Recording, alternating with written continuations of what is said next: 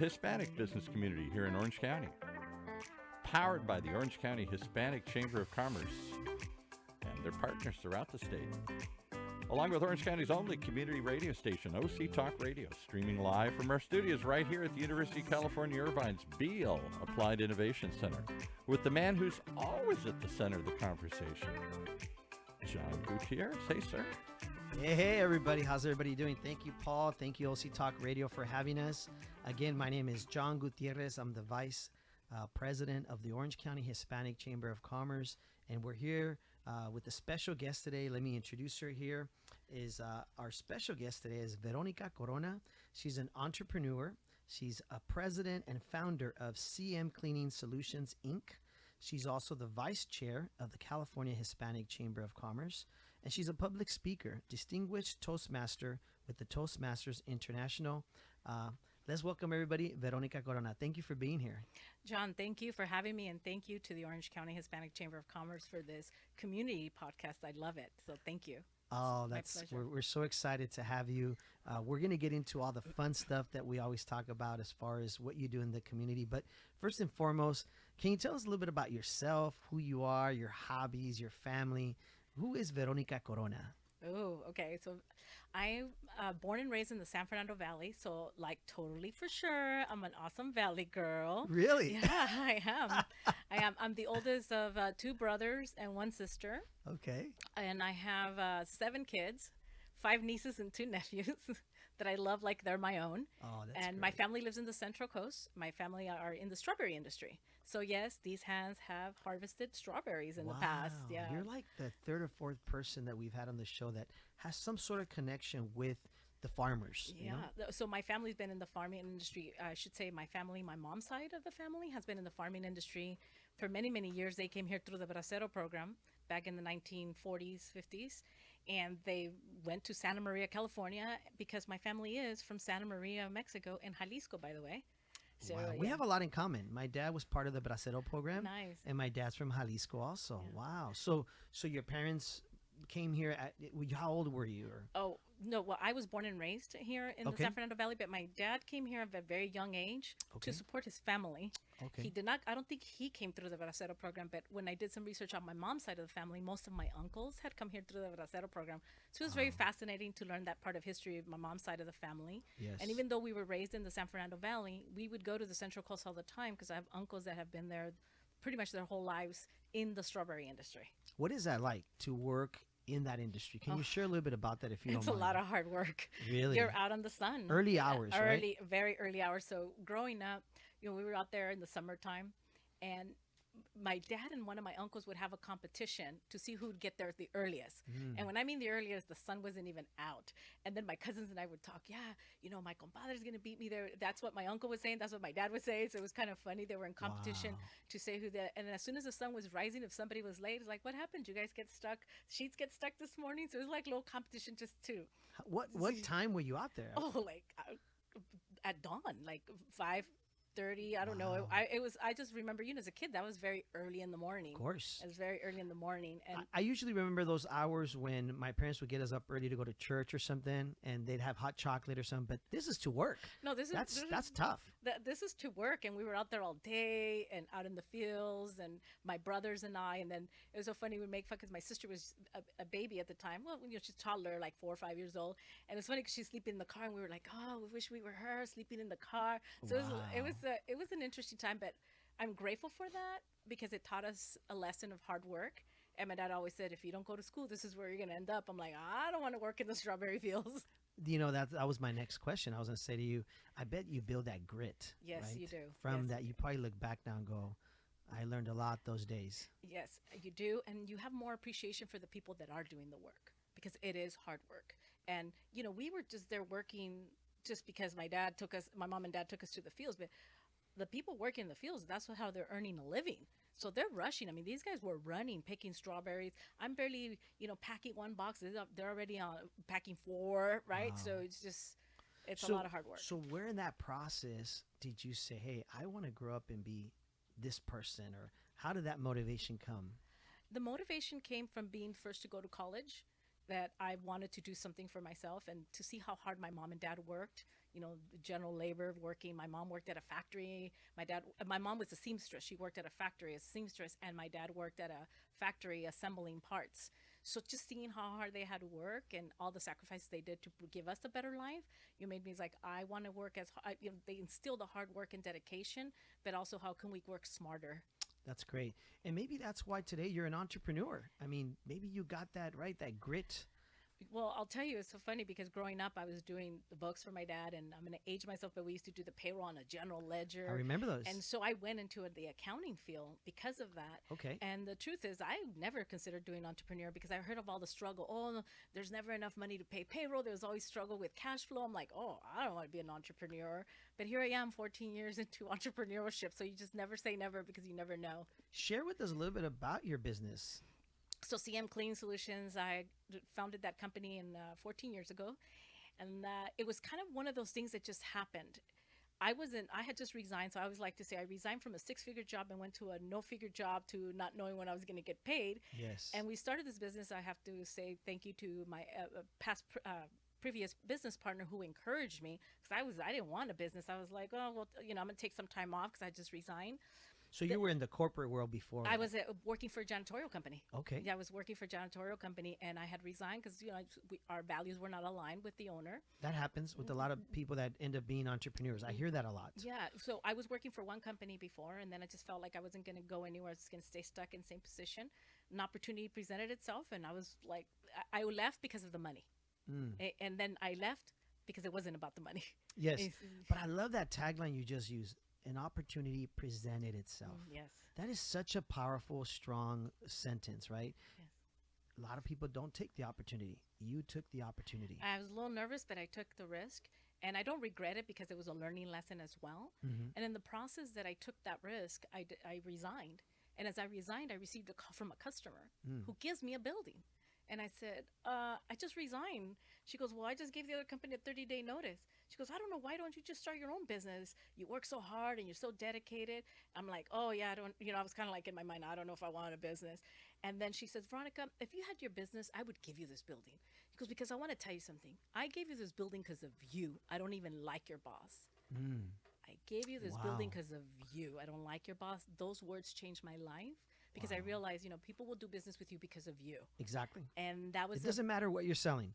If they don't like you, they're not going to buy your product. Product or service, correct. Right? Product or service. And that's how it all started. And so there we were. And I'm like, she says, and the next words out of my mouth were, okay. And then for a minute there, I thought, did I say that in my mind or loud? But I said it out loud because she said. You're like, what am I getting myself into? Right? She said, I'm going to need insurance. I'm going to need this. That. And I went like, okay. And then so November 1st of 2009, we started this new building. Great. We worked till 3 o'clock in the morning cleaning. I only took out trash and did vacuuming. That's all I did. But it was a lot of hard work. But I was still like, oh, no, I don't want a business. I don't want a business. And here we are. We built it to a multi-million-dollar company. And it's been a roller coaster ride that, you feel sick at times and you want to get off, but you can't. You have to wait till the end. It's like anything. Yeah. It's tough, right? Yes. Wow. And in the business, what have you learned as a business owner? What can you share with the audience? Some advice as being an entrepreneur. Before we move on to some of the other subject, as an entrepreneur, what is that you learn every day? If I learned anything, it's all about relationships. Okay. And most importantly, and I learned this from my previous boss in the first company I worked for. He said to me, Veronica, we're not in the cleaning business, we're in the people business. And it was a great reminder that the importance of taking care of the people that work for you. Because like I mentioned, the individuals that work for me are scrubbing toilets while I'm sitting here having a nice conversation with you. So I think it's important to value what they do because unfortunately in my industry, it is the one service that goes unnoticed until it's not done, right? And when it's not done, people notice it right away. But when it's done, it's just take it for granted that it's clean. So it's important to have appreciation for the employees and value them for what they do. We are in the people business. Did everybody hear that? That's just such a powerful line. It is. We are in the people business. That is such great advice. Thank you for sharing that. How did you end up as the vice chair of the California Hispanic Chamber of Commerce? Tell us a little bit about that. Oh, that's been an interesting journey. And like I said to you, when opportunity presents itself, right? So prior to being on the board for the California Hispanic Chambers of Commerce, I was president of the National Latina Businesswomen Association in Los Angeles. And Another great organization. another great organization, dear to my heart. I joined in 2008 because I loved that there was so many women members, and I come from a very male-dominated industry, so it was kind of nice to be in this world. And I joined as a member in 2008, and then I was invited to the board in 2010 or 2009, I forget, around that time. And then I remember going to the first awards. I was volunteered by a friend of mine, Rosalena Sauceda, and she volunteered me to go help at the awards. And I was out in the sun checking people in. I was like, oh, I'm never coming back. Like, what am I doing Yeah, here? what am I doing here? And then I go into the awards and I'm sitting way in the back because, we had to wait till everybody went in. And I heard all the speeches, all the women being recognized. I said, wow, they're up there on stage. Oh, I don't know if I could ever get up there on stage in front of all these people. Well, little did I know that in 2012, I would be up on stage accepting being president of the organization. Wow. And it's been an interesting journey. Through that organization, I've met a lot of amazing people. And that's when I became familiar with the California Hispanic Chambers of Commerce. Yes. And It's interesting. I attended one of those conferences or something that I went to years Awards? ago. Yeah, it might have been the awards or some with Cecilia Mora. She Yes, she invited yes. me one day. She was like, John, you should come out. And I don't really go a lot to the LA area. We're mainly in the Orange County area. But I got to tell you, it was such a beautiful event. Very impressive to see all these Latina, Hispanic women, business leaders. And it was a good kind of like motivation to say, okay, in my local area, there's Orange County Hispanic Chamber, and it's very similar to what is going on here. So I want to be a part of something like this. So Yeah. what a great organization. And then from that organization, you eventually transitioned Well, over. from that organization, I met individuals that were part of the California Hispanic Chambers of Commerce. And then I was appointed board member at large by Frank Montes when he was the chairman of the California Hispanic Chambers of Commerce. Okay. And I've been on the board now since 2016. It's been a great experience. I have developed a lot of friends. And currently, I'm serving as vice chair of the board. And I don't know if you know this, John, but I'm the first woman to serve in this position. And my role is to support our chairman of the board, Mr. Bob Gutierrez. Him and I have been serving now together in our positions for 3 years. So we're on our second Congratulations. term. Thank you. Congratulations. Thank you. Real quickly, what is a board member? So people that are listening, I know I'm a board member. I was a board member for the Hispanic Chamber of Commerce for many years. I've been involved, but people don't know, what is a board member? What's the role when you're in that seat? Well, every organization has a different role, right? My role is to support the board, the chairman of the board. But I think as a board member for any organization, is about giving your time or talent or treasure. Because you're volunteering, You're right? volunteering, you're giving your time. And I think it's important that we understand that the more you give, the more you receive. If you want to join a board because you're in it to see what you're going to get out of it, then you're in the wrong place. Exactly. You need to go in to give and to serve and to support the community, because that's what it's about, supporting our local community. And with the chamber, with the California Chamber, is supporting the whole state of California. Exactly. We represent over 800,000 small businesses throughout the state. So as vice chair, what is your role? Because we know we are in the people business. What is your role there? Can you share with everybody that? Part of my role, as I repeated, is supporting the chairman, but I'm also part of the Latina initiatives. So we want to make sure that we are supporting Latinas. Right now, our board consists of 50% Latinas, Okay. which has not been seen in a long time. So our board consists of 50% Latinas, and we want to make sure that we are supporting Latina business owners throughout the community. And that is what I would focus on, Latina initiatives, along with some of my other board members. I noticed you're also very involved in the organization with some mentorship, right? That's something you really enjoy. I love being a mentor because I want to be that example that I didn't have when I was in my 20s, right? When I was, or maybe in high school. And, we do have the Creating a Path to Success program. I just spoke with them on Friday. I was a little under the weather that day, but I still managed to. I saw that on the social media. Yeah, I still managed to be there with them, and a great group of individuals, and just seeing how, what a dynamic, phenomenal group of young adults. I'm like, I wish I would have been in their place when I was in my 20s in college. It would have been amazing to have that kind of support. So I think it's really important to give back.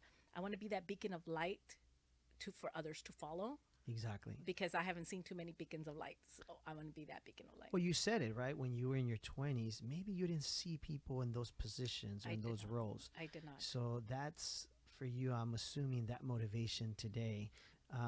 Tell us, where can people find information about being part of the California Hispanic Chamber, how they can support, some of the services it offers to the community. Well, as you know, the California Hispanic Chamber of Commerce is a state organization, and what we do is we support our local chambers. So we support Orange County Hispanic Chamber of Commerce. So if you're and thank you, by the way, for that. no, we appreciate it. And you guys do a great job here. So part of this community, then you are a member of the California Hispanic Chambers of Commerce, and we support the interests of many chambers throughout the state. And our job is to support you in your programs. Earlier, before we started the podcast, we were talking about some ideas. You were talking about some events you want to do. And then it's like, okay, well, then we're here to support you. And that's what we want to do is we want to support our local chambers to succeed. Because if you succeed, that means you are succeeding in helping your local business. I think it's important for our listeners to understand that this is one big organization. A lot of people see me at mixers, at events, networking, and they're like, oh, you're part of the Orange County Hispanic, but they don't realize there's other levels to this. Correct. Like in your position, at the California state level, right? But there's support at all levels. And we look at people like you, like our mentors from a business perspective, right? And so we appreciate what you guys do for our Hispanic Chamber of Commerce. What I want you to also share about is you have here, you're a public speaker, which we know you do a lot of mentoring and speaking, but you also share with us, you're a distinguished Toastmaster with the Toastmasters International. Share with us a little bit about what that is and how'd you end up, obviously getting involved with that. So one of the inside jokes for anyone who's a Toastmaster is that we're not toasting toast, right? Toastmasters International is an organization that helps you to improve on your speaking skills and leadership skills. And the interesting part is that it's such a minimal investment. If I told you it's under $150 in the year, yes, I mean, that's nothing for Exactly. personal development and due process. And I joined. I never thought I had a problem speaking in public. Yes. But when I joined on Toastmasters that happened to be bilingual, Spanish and English. Interesting. So when I had to do my icebreaker and I had to do it in Spanish, it was like, I think it was a 4 to 6 minute speech. I literally went in a hurry because I was so nervous, because there's one thing of having a conversation in Spanish, which I feel that I'm very fluent. Exactly. However, having to do a speech in front of an audience in Spanish was a whole other story. Different situation. It was right? a little scary. Yes. A little scary, but I was able to manage it. And I became a distinguished Toastmaster. That means I have done over 40 speeches. Wow. With Toastmasters International, and they have to get Good for approved you. and everything. And then there's a leadership program. You have to serve as an officer for the club. You have to serve as an officer for the district. And there's different officer roles, like, there's a president, vice president of education, vice president of membership, treasurer, secretary, and sergeant of arms. And so there's different roles within Toastmasters, and it's to improve on the different leadership skills. And it's been a great, rewarding program. And I love to invite other people to join, because I think it's the best investment you can make on yourself. That's interesting you bring that up. We had a guest here recently, Alma Hernandez, who's running for judge. Mm-hmm. And this morning she was speaking at an event. And when she went up there, that was the first thing she mentioned. She says, public speaking for many is quite a challenge. And she mentioned that it's like a really high number of one of the fear factors, right, for people. It's the number one. People over death. Can you believe that? That's crazy. I'd rather speak in public than die. So this is great that Toastmasters helps you better and polish those skills. That is correct. And I don't think everybody's like, oh, I'll never speak in public. Well, guess what, John? I'm speaking in public right now, right? Even though I'm just speaking to you, but we're on Facebook Live. Yes. And so we're speaking to a public audience, right? So, I want to shout out to my family in Santa Maria, California, because they might be listening. So, all right. Santa Maria. Yeah. And so we say we don't speak in public, but then now in Zoom, I just spoke in public to 28 CAP students on Exactly. Zoom. So we are speaking in public. We just have to remember. So it's just a way to polish and be ready. One of my favorite portions of our meetings with Toastmasters is the improv portion, because we do improv speaking. They'll ask you a random question, so you have to answer it. So, which comes in handy when you're today. I didn't know what you were going to ask me. I was like, oh, you're my like, God, John, what are you going to ask me? You said before the show. Every person always says that to me. John, what are you going to ask me on the show? I'm like, wait and see. That's what makes a podcast a podcast. That's what makes it fun. Yeah. It's a roller coaster. And sometimes I have certain questions and we ask them. Sometimes we don't, because we get into, great conversations. For example, you shared, you guys grew up in the strawberry, fields and farms. That is such a great story to tell people. It is. It was a lot of fun. We used to get into strawberry fights. Strawberry fights. Yeah. That's the first time I've ever heard that. Oh, yes. Let me tell you. So after, like during the summertime, by now the season's pretty much on its end. Yes. So then they let the strawberries overripe because they go to the jams and the juices. Okay. So the strawberries get really soft, right? Okay. They get so soft that if I throw it at you, it'll splatter you.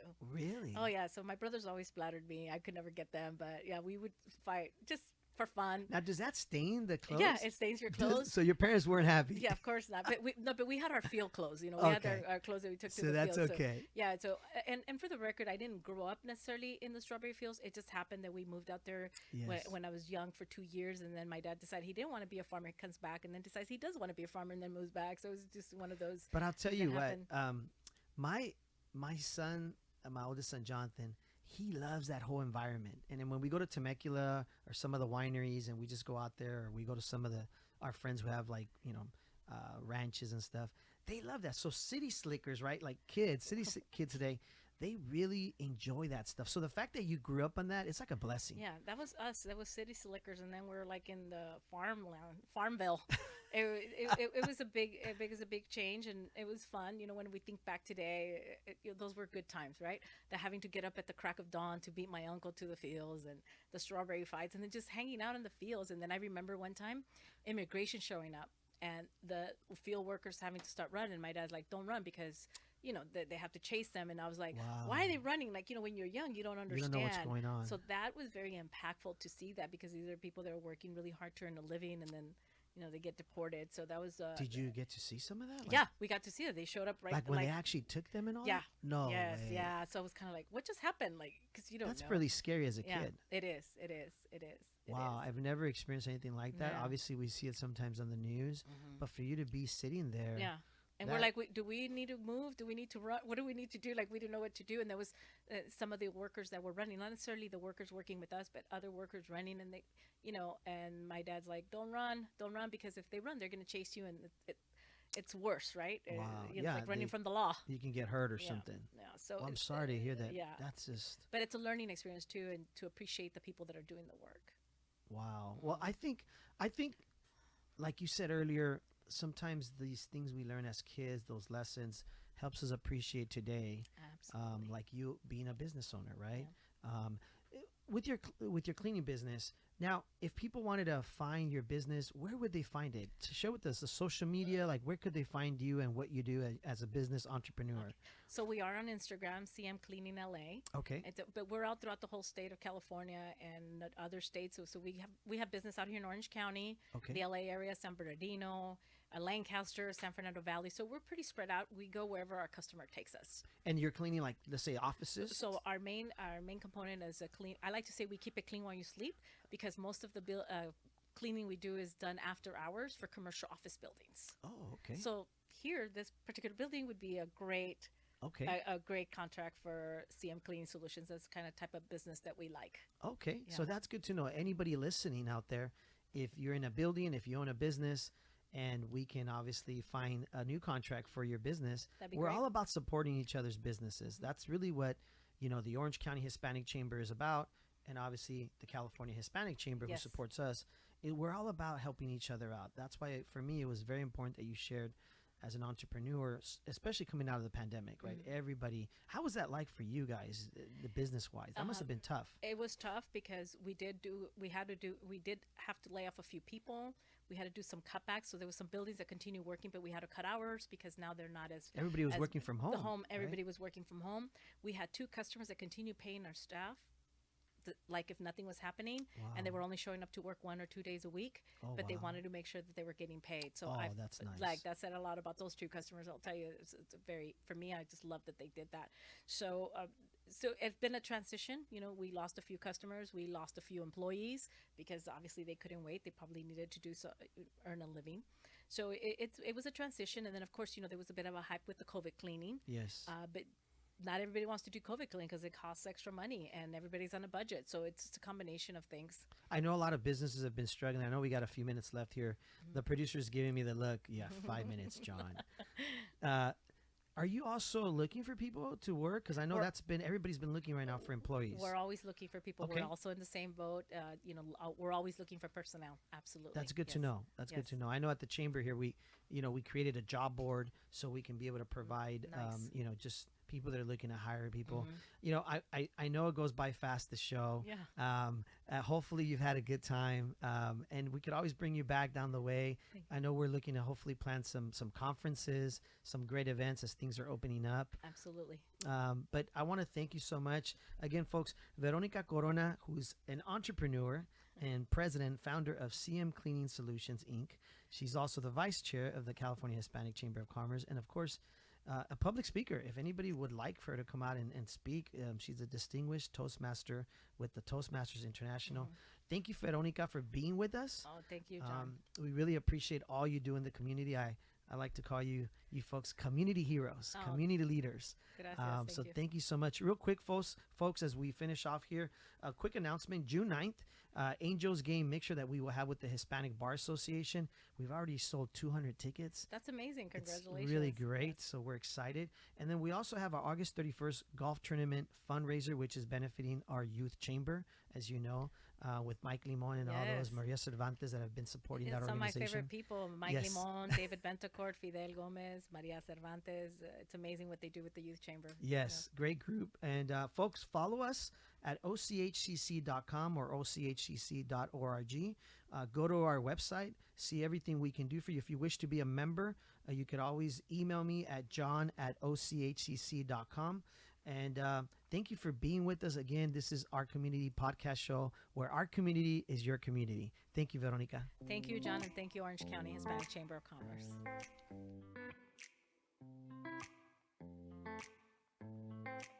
Well, there you have it. Another great reason to tune in each and every time to meet our community, the Hispanic business community here in Orange County. Powered by the Orange County Hispanic Chamber of Commerce and our many partners, along with Orange County's only community radio station, OC Talk Radio.